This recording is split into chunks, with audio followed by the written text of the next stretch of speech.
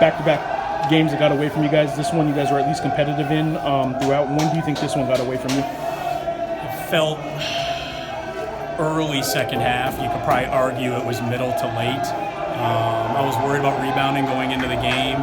We hung around a little bit. They were ended up being plus 16, I think it was. I mean, bench points were the difference. Obviously, they didn't go to the bench. I think it was 40-3, I think, or something similar.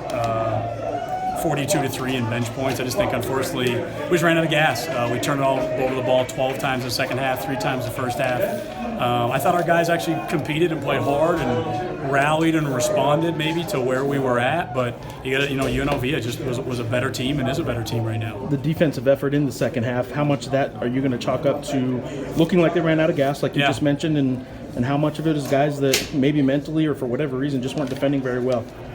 I don't know. That's probably a good question. I don't think it was something we did throughout the game. I thought we competed and fought, and whether that's playing the score, whether that's fatigue, whether that's a combination of just whatever it might be, I don't exactly know. I haven't had a chance to speak with them individually, but obviously the defense down the stretch was a team that just looked tired and defeated. Are you in a position yet to know when maybe like a Vance Jackson will be back to at least help with one body? Yeah, no.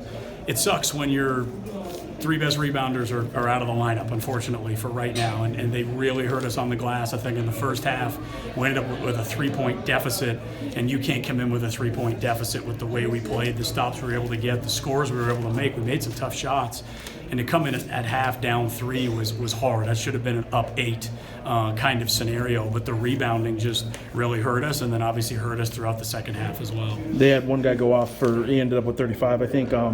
What was Bryce able to do to get all his points today? Yeah, I mean, just a terrific one-on-one player. He attacked us one-on-one in the first half and the second half. We just, no matter what matchup we ended up with on him, we had some pretty good matchups. He was still able to exploit it. I mean, just a terrific player, and I thought he was exceptional. Your turnaround for your next game is, at least it's at home in Albuquerque, but it's a quick turnaround. One day short, and you guys have to travel. Do you know if Vance will be back? I'd say doubtful from what I know right now, but I can't say for sure. In that case, what do you do to kind of stop the bleeding on what's happened this past 2 games? I don't know. We obviously went to some zone today. We tried to slow it down offensively, but UNLV did such a good job of pushing the pace, and they kept moving the pace. They played really small and almost forced us to play faster than we wanted to, and that's obviously not a pace that's good for us, particularly over the course of a full 40-minute game. Obviously, 2 road games is going to be a tough stretch anyway, but the way you guys lost them, I'm curious if you thought your players were responding well out there. Are you going to chalk it up to a dramatic week maybe off the court and being tired? There are a lot of complaining to the refs, stuff like that.